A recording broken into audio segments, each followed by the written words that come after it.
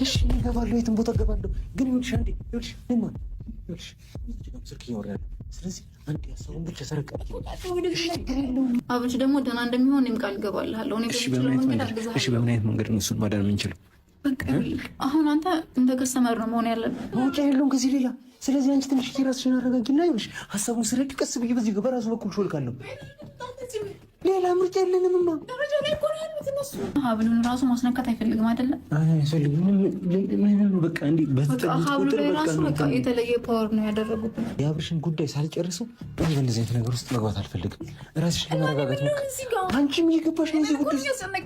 እሺ ምን ላድርግልሽ? እዚህ ነው እሺ፣ አንቺ እንደፈለግሽው ሆነልሽ። እዚህ በሆነስ መግባቱ አይቀርም አይደል? ከዚህ ጀርባ አይደል? ምን አይነት መንገድ ነው አብርሽን ማዳን የምንችለው? እንደዚህ እንደዛ አድርጊ በምትለኝ መንገድ ሁሉ እኮ እኔ ቃል ገብቼልሃለሁ አይደል? ምክንያቱም እኔ ራሴን ነፃ ማውጣት ስለምፈልግ ከዚህ በኋላ ይህን ህይወት መድገም አልፈልግም። እኔ በምችለው አቅም ላገዛችሁም ልረዳችሁም እፈልጋለሁ።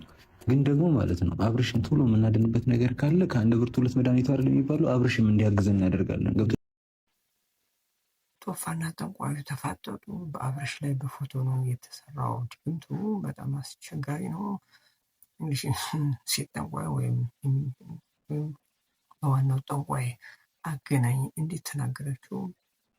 ጥንቁልናው ወይም ድግምቱ የተሰራው በአብርሃም ላይ በፎቶ ነው። እናም ደግሞ በሀብሉ ሊነካ ሲል አያስነካም፣ ተኝቶ እንደሆነ ይነቃል። ስለዚህ ሀብሉ ላይ ትልቅ መንፈስ እንዳለ ተናግራለች።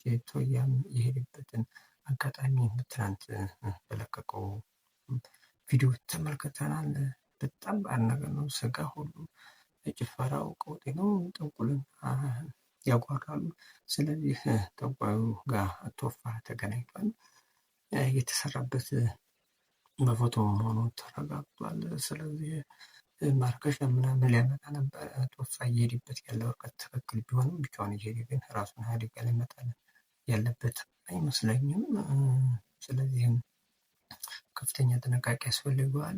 እዚህ ጥንቁልና ላይ በርካታ ሰዎች እንግዲህ በወረፋ እንደሚስተናገዱ ቀድሞ ወረፋ ለመያዝ እንዲሁ አስቸጋሪ እንደሆነ አይተናል በቪዲዮ። ትልቅ አስቸጋሪ ነገር ነው እየሄደበት ያለው ርቀት።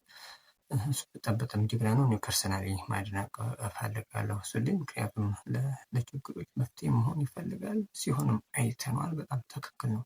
ነገር ግን ብቻውን እንደዛ ሂዶ ተገቢ ነው ብዬ አላስብም። ምናልባት ከካሜራ ጀርባ ሰው ይኖራል በእርግጥ። ነገር ግን የሚሄድበት ርቀትም ትክክል ስላልሆነ ከልጅቷ ጋር ሲገናኝ እሷ ምን ያክል እንደተቸገረች እሱም ሁሉ ተደናግጦ ነበር። ቶያም በዛ ልክ ስለማናውቀው ማለት ነው። ስለዚህ ነገሮች ሲሰራበት ጥንቃቄ መሆን አለበት ብዬ ነው ፐርሰናል የሚያስበው። በዛን ያክል እንዲደፍሮ ከአዲስ አበባ ሄዶ ቡታጅራ ድረስ ጠንቋዩን አገኛለሁ ብሎ ተነሱ ሄዱ። ትክክል ሆኖ ሳለ ግን ብቻውን ሄዱ ሪስክ ነው። ከአሁን በፊት እኮ አይተነው እኔ ኪያ በተያዘች ጊዜ ራሱን አደጋ ላይ ሲከት አይተነዋል። ኤኒዌይ ሰዎችን ከችግሩ ለማስፈታት ለማውጣት የሚሄድበት ርቀት ማድነቅ ያስፈልጋል። ነገር ግን ብቻውን በዚህ ልክ መሄዱ ትክክል ስላልሆነ ሪስክ ነው። ጠንቋዩን ጋር የምታገናኘው ልጅ እንዴት ተናገረችው?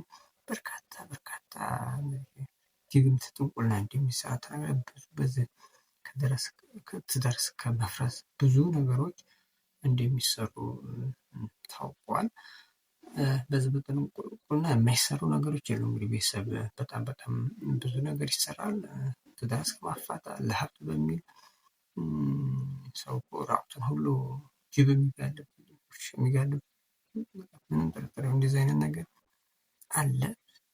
ግን በዚህ ርቀት ደግሞ በፎቶ አብርሃምን ከርቀት በጣም ከባድ በዛ ተሰርቶበታል።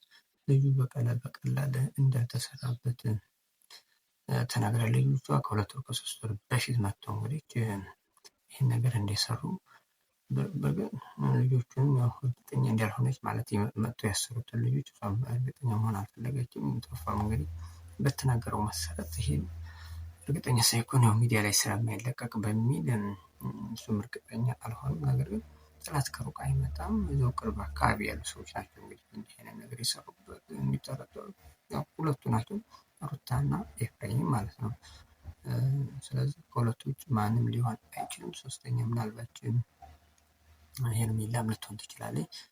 ነገር ግን በሄርሜላ ጋር በነበረበት ሰዓት እንዲህ አይነት ነገር ስላልነበረ ምናልባት ላይሆን ይችላል። እሷ ሞስት ፕሮባብሊ እሷ ቀነስ ሊያደርግ ይችላል ሊሆን ይችላል የሚለው ነገር ግን ከሁለቱ እንደማይወጣ ምንም ጥርጥር የለም። ከቡዜ ከዳዊት ጋር እኮ ሲገናኝ ከታላቅ ወንድሙና እህቱ ጋር ሲገናኝ አብርሽ ሁለቱ ሩታና ኤፍሬም የሚሉትን ነው የሚሰማው። ከዛ ካልሆነ በጣም ደንዘዝ በእንዲህ አይነት ነገር ወደ ይዞ ለመመለስ በጣም ከባድ ነው። እየጠቆረ ነገር እጅግ በጣም ከባድ ነው።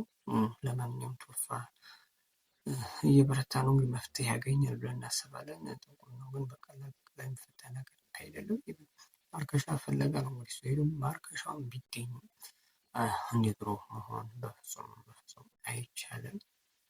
በጣም ከባድ ነው። ብዙ አጣብቂኝ ውስጥ ገብቷል አብርሃም። በጣም አሳዛኝ ጉዳይ ነው። አልፈልግም ያለ ሰማንያው እንዲያልቀድልኝ አሁን እንዲህ አይነት ነገር ማድረጓ ሩታ ተገቢ አይደለም። እሷም ጤነኛ የሆነ ሰው ቢሆንላት ይሻል ነበር። በዚህ ልክ እሷም አይምሮዋ እንዴት እንደሚቀበለው አላውቅም። ጤነኛ ያልሆነ ሰው በፊትም ነው አይሆንም የሚል ሰው ዛሬ እሺ የልጅ እናት ናት፣ ሚስቴ ናት፣ እሱ ያለችኝን እንዴት ነው የማልሰማው እያለ እንግዲህ ሼቭን እኮ ሰላም ሲላትም በድሮ ልክ በድሮ ሙድ ሁኔታ አይደለም። እጁ ፈዞ ሮቦት ሆኗል።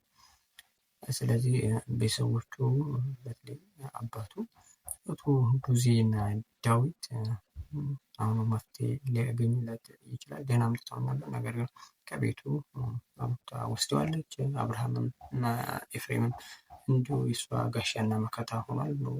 በዚህ ልክ ወንድሙ ጋር ለወንድሙ እንዲህ ሆኑ ተገቢ አይደለም። ቶፋም እኮ ጠይቆታል። ቶፋም ሁሉ ዝቶበታል። ምን አገባ ከዚህ በኋላ ስለሱ እንዲያታወራ ከፈለክ ብር ይሰጥሃል በሚል ነው እንግዲህ ትልቅ ማስፈራሪያ እየሰጠው። ለማንኛውም ነገሮች ሁሉ ውስብስብ ብሏል። ምን ያክል እድለኛ እንዳልሆነ ነው አብርሽ የሚያሳየው። ብዙ ነገር ሆኖበታል። ትዳሩን ብጥብጥ ብሏል። ከአሁን በፊት ብዙ ነገር ሆኖበታል። አሁንም በጤናው መጥቶበታል።